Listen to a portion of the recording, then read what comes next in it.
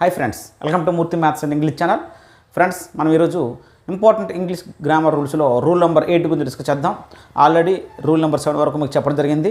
అయితే ఈ important English grammar rules videos అన్నీ కూడా అన్ని కాంపిటేటివ్ ఎగ్జామ్స్ వారికి డిఎస్సి, టెట్, అలాగే SSC, railway exams, bank exams, అన్ని కాంపిటేటివ్ ఎగ్జామ్స్ వారికి కూడా ఇవి ఉపయోగపడతాయి.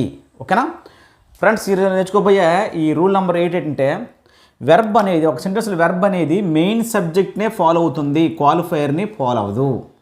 వెర్బ్ అనేది మెయిన్ సబ్జెక్ట్ బట్టే ఫాలో అవుతుంది, క్వాలిఫైయర్ని ఫాలో అవ్వదు. అంటే మెయిన్ సబ్జెక్ట్ని ఫాలో అవడం అంటే సపోజ్ మెయిన్ సబ్జెక్ట్ సింగులర్ అయితే సింగులర్ వెర్బ్ రాయాలి, మెయిన్ సబ్జెక్ట్ ప్లూరల్ అయితే ప్లూరల్ వెర్బ్ రాయాలి. ఇది ఆల్రెడీ మీకు చెప్పాను సబ్జెక్ట్ వెర్బ్ అగ్రిమెంట్లో. యామ్, ఈజ్, ఆర్ ఈ మూడు ఒక కాంబినేషను. ఇందులో singular, is, plural, are. Subject singular అయితే ఈజు, సబ్జెక్ట్ ప్లూరల్ అయితే ఆర్, సబ్జెక్ట్ ఐ అయితేనే యామ్. సో మనకి కరెక్షన్ ఆఫ్ సెంటెన్స్లో కానీ స్పాటింగ్ ఎర్రర్స్లో కానీ ఎక్కడైనా ఇస్తే ఈజ్ ఇస్తే మన ప్లూరల్ రాయాల్సి వస్తే ఆర్ రాయాలి, ఆర్ ఇచ్చి సింగులర్ రాయాల్సి వస్తే ఈజ్ రాయాలి. ఓకేనా. నెక్స్ట్ మరో కాంబినేషన్ ఏంటంటే వజ్, వర్. వజ్, వర్ ఇందులో singular was, plural were. So was ఇచ్చి ప్లూరల్ రాయాల్సి వస్తే వర్ రాయాలి, వర్ ఇచ్చి సింగులర్ రాయాల్సి వస్తే వజ్ రాయాలి. ఇవి కాంబినేషను. అలాగే హ్యావ్, హ్యాజ్ ఇందులో have plural, has singular. Have అనేది plural, have plural, has singular. So హీస్ ఇట్లకి హ్యాజ్ వాడతాం, మిగతా వాటికి హ్యావ్ వాడతాం. సో సింగులర్ వాడాల్సి వస్తే హ్యాజ్, ప్లూరల్ వాడాల్సి వస్తే హ్యావ్. హ్యావ్ ఇచ్చి సింగులర్ వాడాల్సి వస్తే హ్యాజ్ రాయాలి, హ్యాజ్ ఇచ్చి ప్లూరల్ వాడాల్సి వస్తే హ్యావ్ రాయాలి. అవి కాంబినేషన్. ఓకేనా. అలాగే do, does. Do, does. Do అనేది ప్లూరల్ వెర్బు, డజ్ అనేది సింగులర్ వెర్బు. సో డూ ఇచ్చి సింగులర్ రాయాల్సి వస్తే డజ్ రాయాలి, డజ్ ఇచ్చి ప్లూరల్ రాయాల్సి వస్తే డూ రాయాలి. ఇవి కాంబినేషన్స్ అనమాట. ఓకేనా. సో ఈ విధంగా మెయిన్ సబ్జెక్ట్ అనేది వెర్బ్ అనేది మెయిన్ సబ్జెక్ట్నే ఫాలో అవుతుంది. మెయిన్ సబ్జెక్ట్ సింగులర్ అయితే సింగులర్ వెర్బ్ రాయాలి, మెయిన్ సబ్జెక్ట్ ప్లూరల్ అయితే ప్లూరల్ వెర్బ్ రాయాలి తప్ప క్వాలిఫైయర్ బట్టి వెర్బ్ అనేది ఫాలో అవ్వదు. ఇది ఈ రూల్ యొక్క మెయిన్ కాన్సెప్ట్. ఓకేనా. Example, the decoration of the houses is beautiful అంటామా, ఆర్ బ్యూటిఫుల్ అంటామా అంటే ఇక్కడ డెకరేషన్ ఆఫ్ ది హౌసెస్, ఇక్కడ హౌసెస్ ఉంది, ఇది క్వాలిఫైర్ అంటే ఇట్లా క్వాలిఫైర్. కానీ హౌసెస్ చూసి ప్లూరల్ అని చెప్పి ఆర్ పెడితే తప్పు. సో ఆఫ్తో ఉన్నప్పుడు ఎక్కువగా 90% అంటే కొన్ని ఎక్సెప్షన్స్ ఉన్నాయి, అవి వేరే రూల్లో చెప్తాను. ఆఫ్కు ముందు ఉన్నటువంటిదే మనకు మెయిన్ సబ్జెక్ట్ అవుతుంది అనమాట. కొన్ని వాటికి మాత్రమే, అదే ఎక్సెప్షన్స్ ఉన్నాయి, అవి కాదు. ఓకేనా. సో ఈ సెంటెన్స్లో మెయిన్ సబ్జెక్ట్ ఏదంటే డెకరేషన్ అవుద్ది, ఎందుకంటే హౌసెస్ యొక్క డెకరేషన్ అనేది చాలా బ్యూటిఫుల్గా ఉందని అర్థం. సో ఈ మెయిన్ సబ్జెక్ట్ బట్టే వెర్బ్ని రాయాలి. ఓకేనా. ఆఫ్కు ముందు ఉన్న మెయిన్ సబ్జెక్ట్ ఇక్కడ డెకరేషన్. ద డెకరేషన్ సింగులర్ కాబట్టి ఈజ్ రాయాలి తప్ప ఆర్ రాయకూడదు. ఓకేనా. హౌసెస్ అనేది ఇక్కడ క్వాలిఫైర్ అనమాట, దాన్ని బట్టి వెర్బ్ ఫాలో అవ్వదు. ఓకేనండి.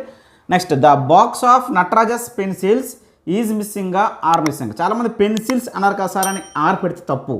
The box of Natarajs pencils అంటే నటరాజ పెన్సిల్స్ ఉన్నటువంటి బాక్సు అన్నాడు కాబట్టి ఆఫ్కు ముందు ఉన్నటువంటిది ఇది మెయిన్ సబ్జెక్టు, ఇది మెయిన్ సబ్జెక్టు, ఇది క్వాలిఫైయర్. ఇది ఓకేనా, క్వాలిఫైయరు. సో మెయిన్ సబ్జెక్ట్నే వెర్బ్ ఫాలో అవుతుంది. సో బాక్స్ అనేది సింగులర్ కాబట్టి ఈజ్ రాయాలి, ఆర్ రాయకూడదు. ఓకేనండి.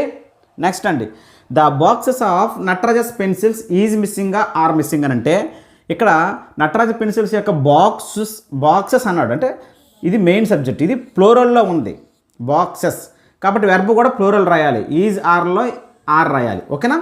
The boxes of Natarajs pencils are missing అనాలి. అంతేగాని ఈ వెర్బకు ముందు ఉన్నటువంటి పెన్సిల్స్, వెర్బకు ముందు ఉన్నటువంటి హౌసెస్ ప్లూరల్లో ఉందని చెప్పి ప్లూరల్ రాస్తే తప్పు. అవి క్వాలిఫైయర్స్. ఆఫ్ తర్వాత ఉంది, ఆఫ్కు ముందు ఉంది కదా, అది మెయిన్ సబ్జెక్ట్ అవుద్ది ఇక్కడ ఈ మీనింగ్ సెంటెన్స్ బట్టి. A pack of wolves have approached towards the herd of cattle అంటామా, has approached towards the herd of cattle అంటామా. ఇక్కడ జాత్ చూడండి, ఈ ప్యాక్ ఆఫ్ వోల్వ్స్ అంటే ఇక్కడ జాత్ చూసినట్లయితే వోల్వ్స్ అంటే ప్లూరల్లో ఉంది కదా, ప్లూరల్ ఉంటే ఇక్కడ హ్యావ్ హ్యాజల్లో have plural, has singular. Plural చెప్పి హ్యావ్ పెడితే తప్పు. ఎందుకంటే ఏ ప్యాక్ ఆఫ్ వోల్వ్స్ అంటే వోల్వ్స్ తోడేలు యొక్క సమూహము అంటే ఇది మెయిన్ సబ్జెక్ట్. ఏ ప్యాక్ అంటే మనం కలెక్టివ్ నౌన్స్లో చెప్పుకున్నాం, కలెక్టివ్ నౌన్స్ ఎప్పుడు కూడా సింగులర్లో చెప్పాలి. So a pack of wolves అంటే వోల్వ్స్ యొక్క సమూహము, గుంపు అంటే ఇది మెయిన్ సబ్జెక్ట్, ఇది క్వాలిఫైయర్ ఇది. సో ఈ మెయిన్ సబ్జెక్ట్ బట్టే వెర్బ్ రాయాలి. మరి ఏ ప్యాక్ అనేది కలెక్టివ్ నౌన్ చెప్పుకున్నాం కాబట్టి కలెక్టివ్ నౌన్ సింగులర్లో రాయాలి. మరి హ్యావ్ హ్యాజ్లో singularity has. So a pack of wolves has approved towards the herd of cattle అనాలి.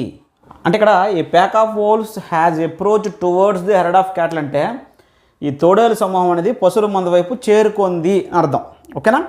Next, from my house I could see that a flock of birds was flying over the lake అంటమ్మా, were flying over the lake అంటమ్మా. ఈ flock of birds అన్నాం. From my house I could see అంటే నేను మా ఇంటి నుండి ఇక్కడ పశువుల యొక్క గుంపు లేక్ సరస్సు మీద నుండి ఎగరడాన్ని చూడగలిగాను అని అర్థం. సో ఎక్కడంటే ఏ ఫ్లాక్ ఆఫ్ బర్డ్స్, ఆఫ్కు ముందు ఏ ఫ్లాక్ అని ఉంది అంటే కలెక్టివ్ నౌన్. బర్డ్స్ ఉందని చెప్పి ఇక్కడ వర్ పెడితే తప్పు, కానీ ఇక్కడ ఇది బర్డ్స్ అనేది క్వాలిఫైయర్. అసలు మెయిన్ సబ్జెక్ట్ ఇక్కడ flock. A flock of birds అంటే బర్డ్స్ యొక్క సమూహం, అది మెయిన్ సబ్జెక్ట్. ఇది ఈ మెయిన్ సబ్జెక్ట్ బట్టే వెర్బ్ అనేది ఫాలో అవుతుంది. కాబట్టి ఏ ఫ్లాక్ అనేది collective noun. A flock, a pack of, a flock ఇవన్నీ కూడా కలెక్టివ్ నౌన్స్ చెప్పుకోం ఆల్రెడీ. ఇవి సింగులర్గా వాడాలి కాబట్టి సింగులర్ నౌన్ తీసుకుంటాం కాబట్టి వాజ్ వాడాలి. ఓకేనా. A flock of birds was flying over the lake అనాలి. The prices of onions have sold up to 90 rupees per kg in many areas of my city. లేదా have sold అంటామా, have sold అంటామా అంటే మా సిటీలో ఉన్న చాలా ఏరియాలలో ఆనియన్స్ రేటు 90 రూపాయలకి పెరిగింది అని చెప్పడం. సో మొత్తం ఏంటంటే ఇక్కడ ద ప్రైజెస్ ఆఫ్ ఆనియన్స్, ఇక్కడ ఆనియన్స్ ఉందని చెప్పి ఇక్కడ హ్యావ్. సో ఇక్కడ ఆనియన్స్ అన్నా హ్యావ్ వస్తుంది. ప్రైజెస్ ఆఫ్ ఆనియన్స్ ఇక్కడ ఏంటంటే మెయిన్ సబ్జెక్ట్ ఇక్కడ ఇది తీసుకోవాలి. మెయిన్ సబ్జెక్ట్ ఇక్కడ ప్రైజెస్ తీసుకోవాలి. సో ప్రైజెస్ అనేది ప్లూరల్ కాబట్టి హ్యావే తీసుకోవాలి ఇక్కడ. సో ఆనియన్స్ ప్లూరల్ ఉన్నప్పుడు కూడా మనం నేర్చుకునేది ఆనియన్స్ బట్టి హ్యావ్ రాయకూడదు. ప్రైజెస్ అనేది ఆఫ్కు ముందున్న మెయిన్ సబ్జెక్ట్ ప్రైజెస్, ఆనియన్ అనేది ఇక్కడ క్వాలిఫైర్. ఈ ప్రైజెస్ అనేది ప్లూరల్ కాబట్టి ప్లూరల్ వెర్బ్ హ్యావ్ రాయాలి. హ్యావ్ హ్యాజ్లో ప్లూరల్ వెర్బ్ హ్యావ్ కాబట్టి హ్యాజ్ రాయకూడదు. The prices of onions have sold up to 90 rupees per kg in many areas of my city అనాలి. ఓకేనా. ప్రైజెస్ అన్నాడు కాబట్టి అది అక్కడ ప్రైజ్ అన్నాడు అనుకోండి.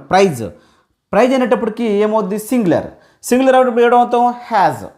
ఆ విధంగా మనము సబ్జెక్ట్ మెయిన్ సబ్జెక్ట్ బట్టే వెర్బ్ అనేది ఫాలో అవుతుంది అనేది ఈ రూల్లో ఇంపార్టెంట్ టాపిక్. ఇందులో మరికొన్ని చిన్న ఎక్సెప్షన్ అనేది చూద్దాం. నెక్స్ట్ చూడండి ఫ్రెండ్స్, ఈ రూల్లోనే ఒక ఎక్సెప్షను చాలా important. 1/3 of the students have పాస్డా, హ్యాజ్ పాస్డా. ఇక్కడ 1/3 ఆఫ్ అనేది ఇక్కడ సార్ ఇప్పుడు ఆఫ్ చెప్పారు కదా, ఆఫ్కు ముందు ఉన్నదే సబ్జెక్ట్ అంటే 1/3 అంటే సింగులరే కదా అని సింగులర్ వెర్బ్ హ్యావ్ హ్యాజ్లో ఏమవుద్ది హ్యాజ్ అని పెడితే తప్పు. 1/3 ఆఫ్, అలాగే 2/3 of, 3/4 of. 1/3 of, 2/3 of, 2/3 of అనకూడదు, 2/3 ఆఫ్ అనాలి. అంటే ఇది ఫ్రాక్షన్ అనమాట. 1/3, 1/3, 2/3, 3/4, 3/4 అని. ఆ విధంగా 1/3 ఆఫ్ అనాలి, 2/3 ఆఫ్ అనాలి, 3/4 ఆఫ్ అనాలి. అక్కడ 3/4 అనాలి తప్ప 3/4 ఆఫ్ అనకూడదు correction of సెంటెన్స్లో.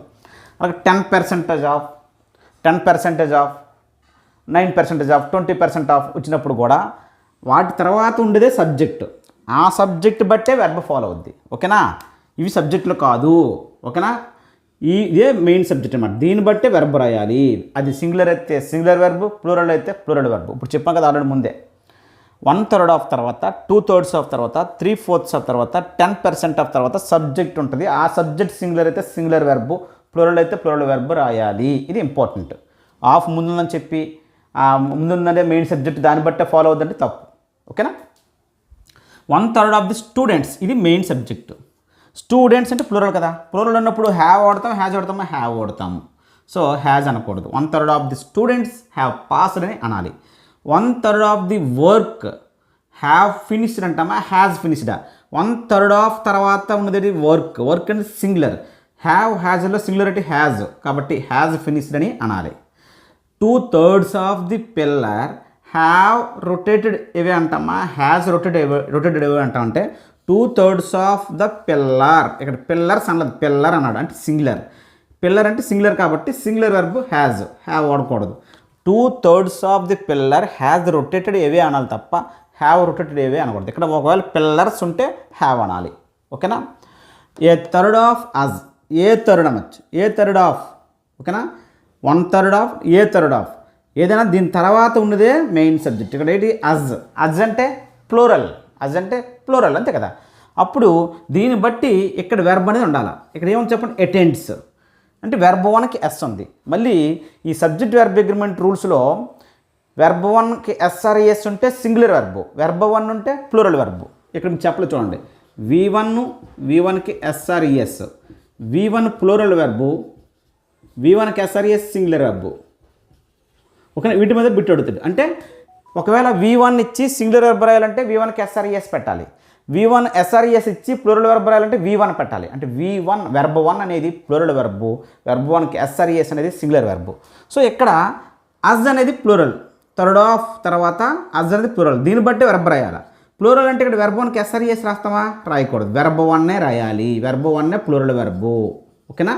A third of us attend to the written exam. Next అండి, 90% of the work is done are done. 90% of తర్వాత అయినా, ఏ థర్డ్ ఆఫ్ అయినా, 2/3 ఆఫ్ అయినా, 3/4 ఆఫ్ తర్వాత అయినా ఉన్నదే సబ్జెక్టు, మెయిన్ సబ్జెక్టు. ఇది సింగులర్ అయితే సింగులర్ రాయాలి, వర్క్ సింగులర్ కాబట్టి ద వర్క్ ఈజ్ డన్ అనాలి తప్ప ఆర్ డన్ అనకూడదు. ఓకేనా. 90% of the students have passed the exam. 90% of తర్వాత ఉన్నదే మెయిన్ సబ్జెక్టు. సో స్టూడెంట్స్ అనేది ప్లూరల్ కాబట్టి హ్యావ్ రాయాలి తప్ప హ్యాజ్ రాయకూడదు. 90% of the students have passed the exam అని అనాలి. ఓకేనా. చూడండి, లాస్ట్ ఈ రూల్లో ఒక బిట్ అనమాట, అంటే కరెక్షన్ ఆఫ్ స్పాటింగ్ ఎర్రర్స్లోని ఒక బిట్ ఇచ్చాను, జాగ్రత్త చూడండి. A letter of recommendation from the principal and the head of the English department have helped him to get the lucrative job. ఇది పార్ట్ 1, ఇది పార్ట్ 2, ఇది పార్ట్ 3, పార్ట్ 4, నో ఎర్రర్. ఇందులో ఎక్కడ error ఉందని ఐడెంటిఫై చేయాలా. A letter of recommendation, a letter of recommendation అంటే recommendation చేసినటువంటి letter from the principal and the head of English department, అంటే ప్రిన్సిపాల్ నుండి మరియు head of the English department నుండి రికమెండ్ చేసినటువంటి లెటరు. ఓకేనా. Have helped him to get the lucrative job, అది అతనికి మంచి జాబ్ రావడం కోసము సహాయపడింది అని అర్థం. అంటే మెన్నిటిలో కూడా ఈ సెంటెన్స్ అంతట్లో కూడా మెయిన్ సబ్జెక్ట్ ఏంటి, ఏ లెటర్. ఓకేనా. ఏ లెటర్ ఆఫ్ రికమెండేషన్ యొక్క లెటరు ఎవరి దగ్గర నుంచి, principal and the head of English department వారు ఇచ్చినటువంటి రికమెండేషన్ లెటర్ అనమాట. ఆ లెటరు వీళ్ళిద్దరు ఇచ్చినటువంటి లెటర్ ఇది. సో ఇదే మెయిన్ సబ్జెక్ట్, అది హెల్ప్ చేసింది అనమాట దీనికి. సో లెటర్ అనేది ఇక్కడ సబ్జెక్ట్ సింగులర్ కాబట్టి ఇక్కడ హ్యావ్ రాయకూడదు, ఏం రాయాలి, హ్యాజ్ రాయాలి. సో ఇచ్చిన సెంటెన్స్లో మెయిన్ సబ్జెక్ట్ బట్టే వెర్బ్ ఫాలో అవుతుంది. మెయిన్ సబ్జెక్ట్ సింగులర్ అయితే సింగులర్ వెర్బ్, ప్లూరల్ అయితే ప్లూరల్ వెర్బ్. ఓకేనా. Has helped him to get the lucrative job అన్న. సో ఎర్రర్ ఎక్కడ ఉంది, 3 పార్ట్లో ఉంది. సో ఎర్రర్ ఎక్కడ ఉందండి, పార్ట్ 3లో ఉంది. ఓకేనా, పార్ట్ 3లో ఉంది. హ్యావ్ హెల్ప్ అవ్వకూడదు, హ్యాజ్ హెల్ప్ అవ్వాలి. ఎందుకంటే ఈ సెంటెన్స్ అంతటికి మెయిన్ సబ్జెక్ట్ ఏంటి, a letter of recommendation. Letter అనేది మెయిన్ సబ్జెక్ట్. ఓకేనండి. ఇది రూల్ నెంబర్ 8 అండి. ఓకేనా. Thank you.